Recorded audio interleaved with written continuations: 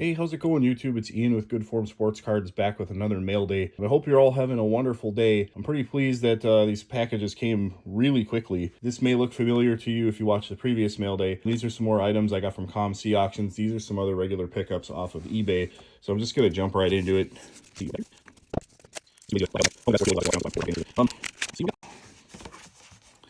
Oh, wow.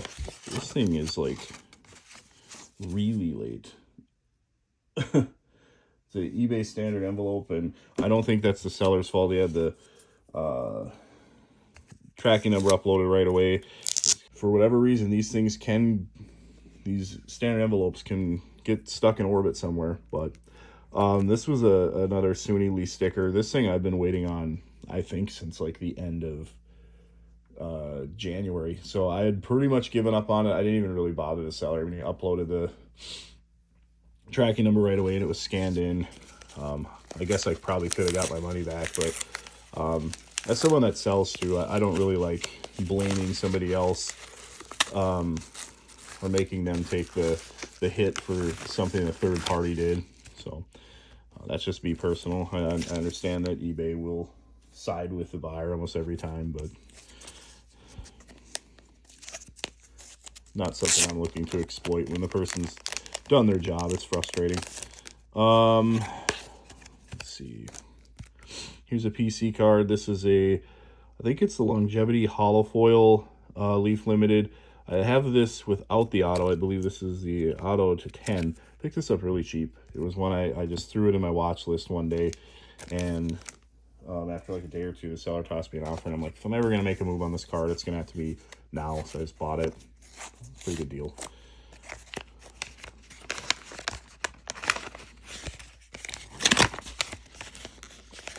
Taped to the inside again. Oh, this was a really good deal. So this is a Oscar Bowman Chrome Rose Gold Refractor, I think to 75. Yeah. And I've had that in my watch list, I swear, for like 2 years. I just like leave it there and watch it. I'm like, someday I'll get it. And it was never priced bad. But I was looking at like auctions that were expiring for the day, and that was a buy it now, where the seller had evidently updated the pricing or put a discount or something. It was out there for like $4. I'm like, oh, okay. And I just snapped it up and I backed into that one. That was just one of those kind of lucky draws, if you want to call it that, where I just right place, right time.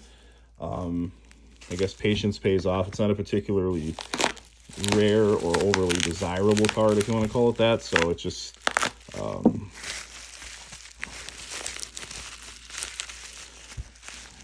this thing. Okay, we have a 1970 slab. This will be going into the registry set. So got a couple PC items here. Now for the good stuff. We got these two shipments that came in. There's a couple of nice cards in here, if I remember right. So I'll go through these with you, and then I will take some time to myself off camera and go through them. Make sure that I've got some gradable cards in here, and just kind of get them situated for what I want to do next with them. I don't think there's a lot of PC items in here. There might be one or two, but it's mostly all stuff I'm looking to go raw to grade on. I don't think there was a lot that I was just gonna quick flip.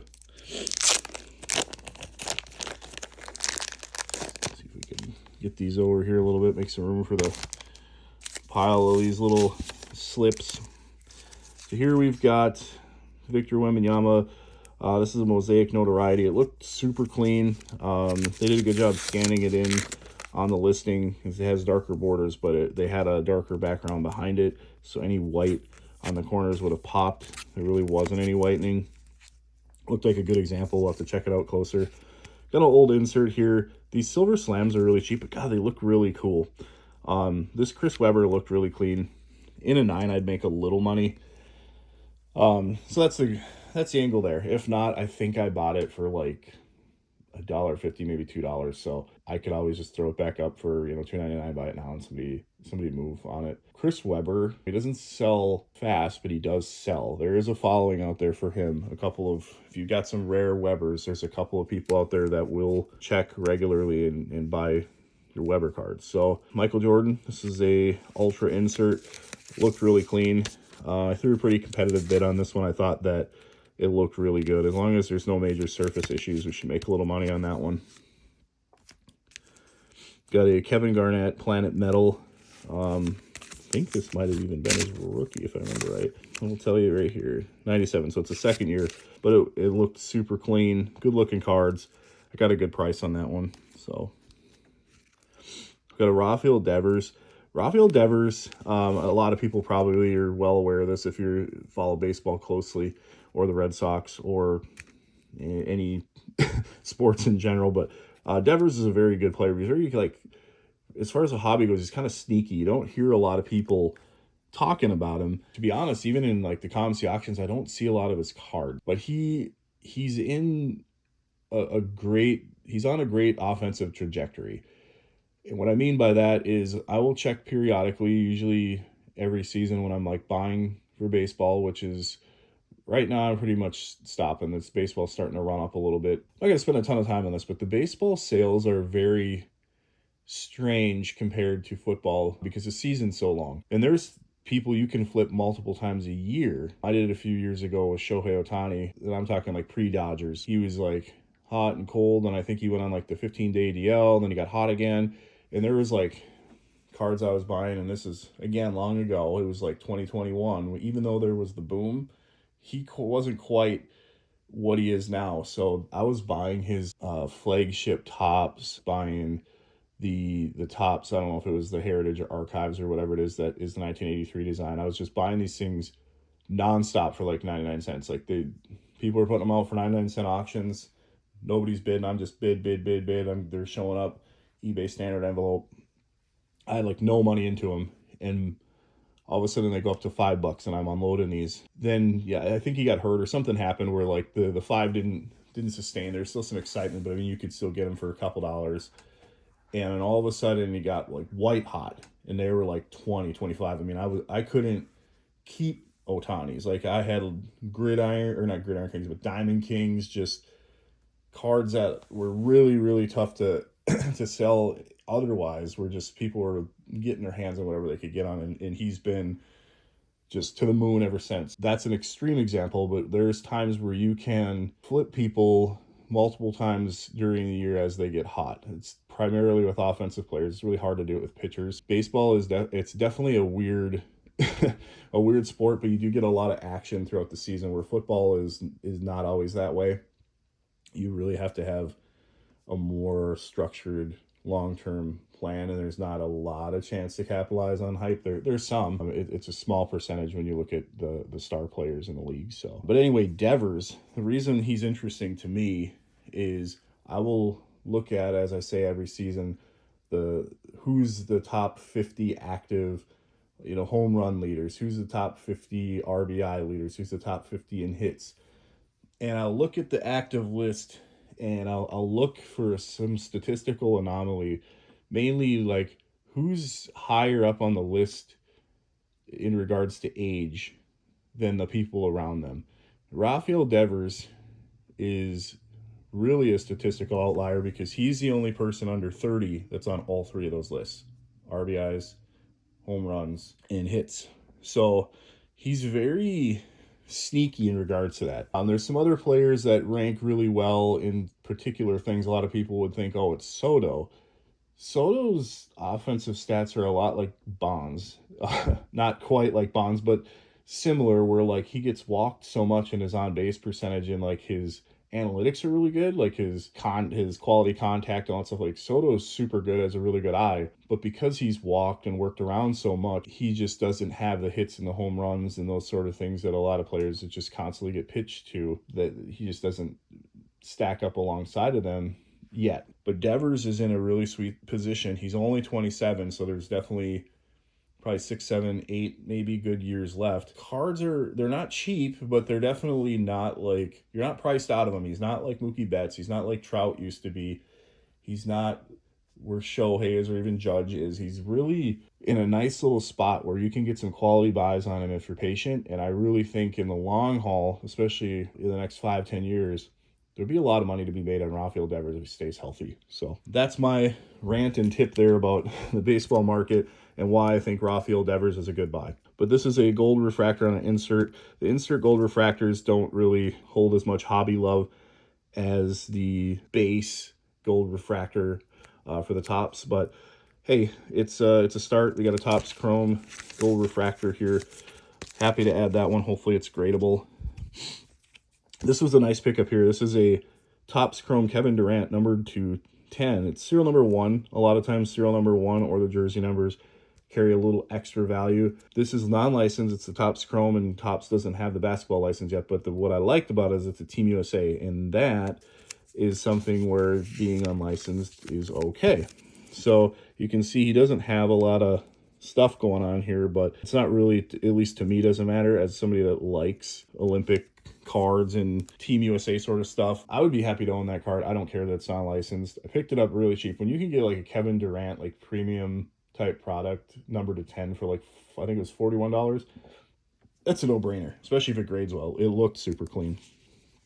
We got NECA here on the white prism. He's one of my favorite WNBA players, so I just saw this floating out. I was like, I already have combined shipping on a ton of cards. I'm just going to throw a bid. If I take it, I take it. And I did. So I'm happy to have this one. This is actually a PC card for me. I'm going to put that over here.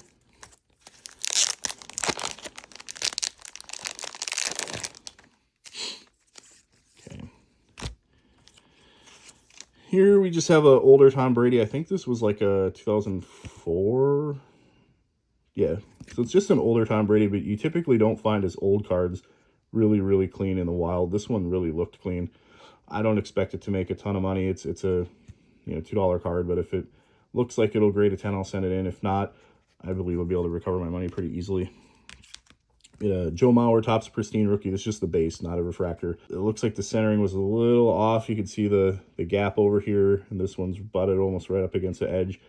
I'm going to have to check and see if it's within tolerance, but this was something I was hoping to get graded. If not, I'll certainly be able to sell it. Being in Minnesota, Joe Mauer sells really well here, so I'm not really concerned about that. Bobby Witt, he's another one that is really priced, like I was talking about with Devers. I feel like Devers might be even a better buy, not necessarily a better player, but just a better buy as far as like what you're getting for what you're paying. Witt definitely commands a premium. For whatever reason, this Bowman's Best just didn't get the attention it should. This is one I threw a bid on. I didn't expect to win it, and I won it. So it looks fairly well centered. You can see the gaps around the rookie logo and around the Finest logo look pretty consistent.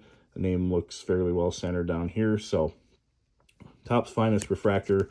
Hopefully that one will grade out well, and either way I'll be able to get my money out of that. It's a clean card from what I can see. Right here we've got a Kelvin Johnson camo refractor. This is a pretty sharp card. I picked this one up, I think it was like 23. I don't know. I picked up a couple Johnson refractors, so I'm getting it mixed up, but this was a good card. Looked really clean, pretty centered.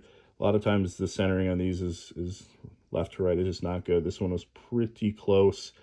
Good shine, good color. Hopefully that one has a good clean surface. We got Big Mac here, one of my all-time favorite baseball players. Don't particularly care about the steroid allegations, use, whatever you want to call it. I just never did. Really enjoyed watching him. And this was a Bowman Chrome Diamond Aces insert refractor. Sell quite a bit, actually. And they have a little bit of a range in them. I've seen them go as low as like $6 all in, I would say, $6.50. And then I also see that card sometimes get bumped up $13-14 with like $4 shipping in there. So it's wild. Like sometimes, if somebody really wants that card, they'll make a move on it, and sometimes they fall through the cracks. That was when I got it somewhere in the medium. I didn't get it as low as $6. I think it was like $7.50 maybe, but it was, to me, a good buy.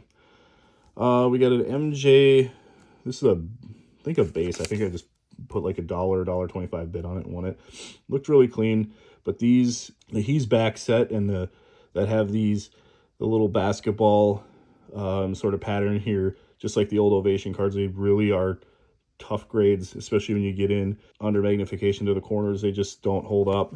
I would be shocked if this was a 10, but either way, I'll try. If not, it'd be a card I could sell like $2.99 all day long, make a little profit on. So low risk, medium reward.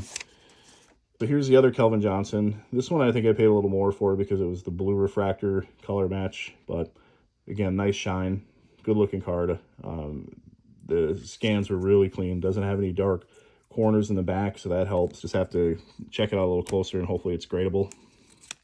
This one was really cheap. This is a mirror red auto Stephon Gilmore. I think I picked it up for like $12, numbered to 350.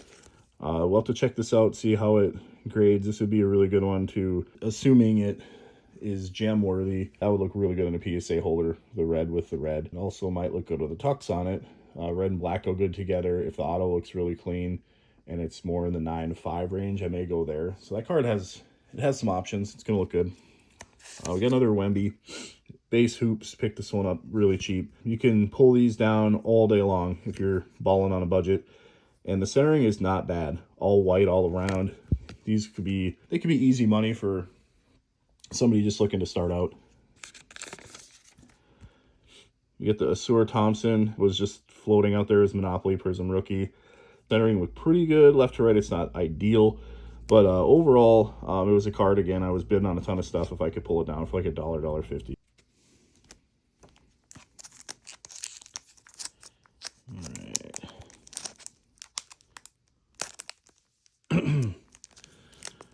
So yeah, picking up a card like that, Asur Thompson. I don't have any cards of his even in my collection. It's not a huge upside sort of buy, but it's almost a no risk. Like when you've got a huge shipment like this and you can just throw another $1 in there, no risk. If it doesn't work out, it's something I could put in my store and maybe I'd break even or even lose 25 cents in, but it's something that is going to add some variety to the store. It might even be something where maybe there's somebody buying something else and they had the same idea I did, like, hey, maybe I'll just throw this in.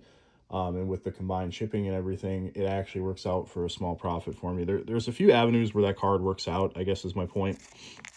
And if it doesn't, I've certainly graded cards that shouldn't be graded where I've lost $15, $20 versus just losing one. So this is a base tops chrome messy. Saw this floating out there. Looked pretty good. The centering left to right is not ideal. It's something I'll probably scan in and see if it is actually within tolerance, if it's even worth sending in for grading, but it looked pretty clean. So can't ever go wrong with some premium brand messies.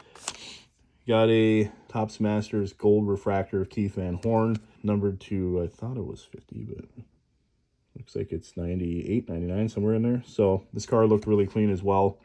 I had good luck. Somebody on COMC must have been a Van Horn collector and they just unloaded everything. There's like 2 or 3 days where there was tons of like autos and gold refractors and stuff, and I picked a few of them up. And the 2 gold refractors that were in my previous mail day were like some of the most pristine older refractors I've ever seen. Like the surfaces were like flawless, and I'm talking flawless, not me giving a pass to a little nick here and there. They were the most pristine 20-year-old refractors I've ever seen. It really just came down to, did the centering fall within tolerance? It's borderline. So we'll have to see. They're definitely a shot at 10s for sure. I'm hoping that one follows the same. So we got a base Topps Gronkowski. This looked really clean. Picked this up for what I would call a competitive price. This is another card that sells a lot like that McGuire I was talking about, and you just consistently find the copies you like.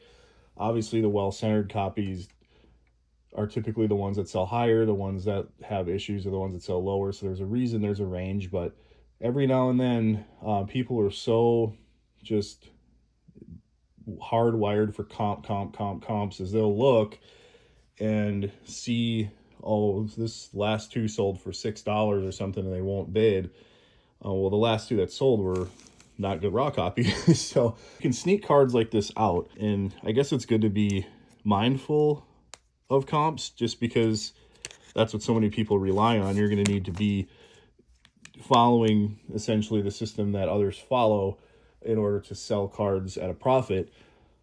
But in reality, I could care less about them. Like, I know how hard certain cards are to get, And if it's something I'm looking to sell, I'm going to put it at a sell point that I know is pretty legitimate. It might seem high to somebody else, or they might say, oh, this card sold at auction here. And it's like, well, a rare card of a Hall of Famer that just doesn't sell a ton of cards today isn't going to draw a lot of auction attention unless it's such an unbelievable card to like Golden or somebody like that's handling it. But those are typically cards where, I'm going to get back on task here, but those are typically cards of, you have to determine what's the best way to sell them, auction or buy it now.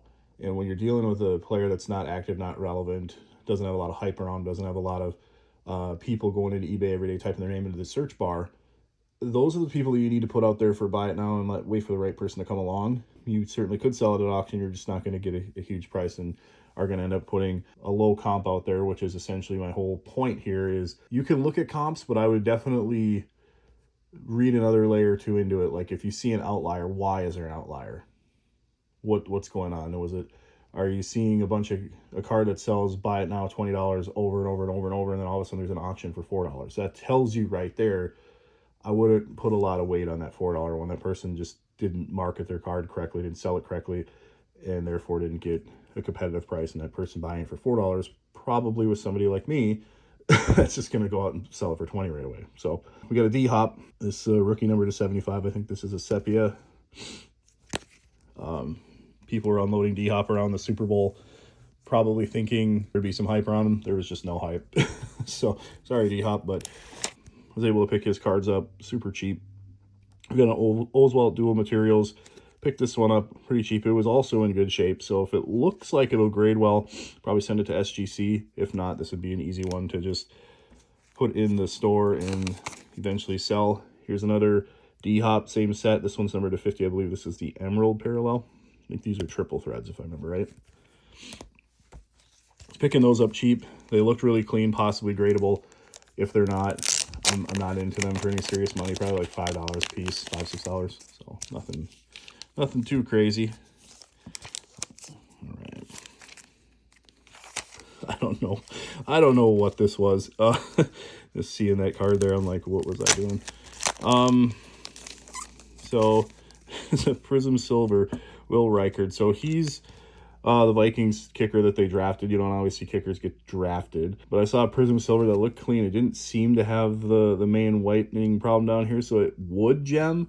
I just don't know that I care to gem it. I don't know what to do with it. It was kind of a cool card. I got it at $1. That was one where I just $3 bid. If I take it home, great. You know, if he ever turns into something, I guess I have his rookie, but unfortunately, I don't think his rookie will be like Adam Vinatieri's or anything like that. So here, it's probably my biggest buy in all of this. This was really centered, really clean. Unless there's the thing I worry about is you get a big card like this that looks too good to be true at COMC. It very well probably is. Travis Kelce, Topps Chrome Refractor. Got it for, I think it was like 100, maybe 110. It was maybe $10 or $15 below what they usually comp out at. So I got a good price on it. Hopefully that's gradable. I mean, even in a 9, I should be okay. If it's got just an egregious ding or impression in the back or something, I may just have to sell it raw and get what I can get out of it. But hopefully that's one that I think has a real potential to gem. And that card in a 10 is pretty nice. So I don't buy a lot of Travis Kelce rookies. There's usually not a lot of room to make money unless you are into playing with the score and stuff like that. You can get them at a decent price point, make some money. This is Xander Bogaerts. It's an old Prism here, but it was a Prism Silver. Picked it up for like super cheap. Again, this is a non-licensed card, so it's not going to drive a huge premium, but it's pretty good to get at the price point I got it. This is Hannah Hidalgo. This is a Topps Chrome Wave Refractor. I believe this is from that McDonald's set. These are pretty condition sensitive. Sometimes they're nice, and then other times they have a lot of surface issues. But she's almost certain to be the Collegiate Player of the Year, so I've been trying to scoop those up at a good price. Other people are kind of on to what I'm doing and doing the same sort of thing, so she's getting harder and harder. All the low-hanging fruit's been picked off at this point, so got to be a little more patient, and the volume's not there like it was. But I got a Juan Soto Stadium Club Refractor, I believe. Non-numbered, but picked this up for a few dollars. Good-looking card. Soto's kind of getting in that range where you can grade as mid-range cards and make some good money. So we have the old, or actually not old, this is a Prism Deca Vince Carter Silver. I think this is, again, another $2 card, not numbered. Prism Deca sometimes grades well. They have a lot of surface issues on those too. I would say this is a PC card. I didn't know what I was going to do with it. I just thought it was really cool. So it's a George Washington card with a relic. I think this was a relic from like a newspaper that was relevant to him at the time, but it's from that time. So I thought it was really cool. It was like 10 bucks. This is another PC card. I think I'll probably send it to SGC next time I do a non-sports submission. It was a Darwin card, and this is like, I think it was like a 31 or 36. Well, let's see here. It'll tell us. 1935 Charles Darwin card. So it's sort of clean. I don't think it's going to do better than like a 6. It's not that great, but I think it would be cool to have. Just another little oddball to put in the PC. So here we got the Bowman University pink refractor, Bowman first for Hannah Hidalgo. Same strategy as the McDonald's one, just trying to pick up some cards that I think will hopefully grade well, or at least flip and sell well. Another Hannah Hidalgo. This is from the McDonald's set. This is just the base refractor, not the wave like the previous. So here we got old Dirk refractor. Got this one at a decent price. It was top to bottom centering is not great, but it looks like it's within tolerance. It's a little thick down here, but would have a shot at a 10 as long as the surface is good. This COMC did a really good job like scanning it over black, so if you can see how it looks, you're able to see the border pretty well. I didn't see any whitening, so I'm really have upside that this will hopefully grade well and make a little money. To check it out. This is the Ant-Man. This is a Panini Playbook, really super basic card, but it looked clean. These ones, again, have a lot of whitening issues. It's a paper card, just not ideal for grading, but this one looked clean. If not, Ant, you can always sell them, and especially here locally, having a few raw Ant cards to entice somebody on a trade or something, it never hurts. So having Ant Minnesota is always a good thing. Got a Goodwin Greats. I think this is like a, what do we got here? Well, why do I even ask? They'll just tell us what it is. So this was the Fanimation parallel. Ken Griffey Jr. These actually were selling pretty well. When I was looking to bid, I saw the comps and I go, wow. For whatever reason, people really like that card. It's a pretty good. It's non-licensed, obviously, but it's a youthful pick of the kid. So I think people like young Griffey in the Seattle Uni. So hopefully that grades well. If it doesn't, Griffey, again, you can always move back off of his cards. That's the nice part. Here's, I hope is the last D-Hop. It's the triple threads. This is the purple. And that is numbered to 299. Not 299, but it is serial numbered of 99. There we go. This is a base Marvin Harrison rookie. This is his, I believe, Score Select. This had a weird auction time on it for COMC. Usually they're in the evenings almost exclusively. This one was ending at like 9 in the morning for some reason. I just threw a bid on it one. So it was a $1 card here. It looked really clean, but if it doesn't grade well, I'm sure I can get $1 back out of it. Same story for this one. This is T-Mac rookie, low-end T-Mac, but auction was ending the same time and days at Harrison. It looked pretty good. Centering was decent. And the card looked really clean. It doesn't sell particularly well. There's a little chip down there we can see, so it might not even be gradable, but picked it up at $1. Should be able to sell it, $2.99 or something like that. Maybe I make $1 back, maybe not. But I just like to get a variety in, and sometimes they'll surprise you. They come in and you find it's gradable, or you look and find out it's condition sensitive and it actually sells really well on a 9. I don't think that was the case in this one. I remember seeing the PSA 9s were selling for like 15 bucks, so probably not ideal. Here's one more D-Hop. This one's numbered to 75. I believe it's another Sepia. Good condition, good center. They're just a little thicker. That's the only thing I'm worried about with this. I'll have to check and see how they are up close. And last but not least, I don't see this often on COMC, but when I do, I make a move.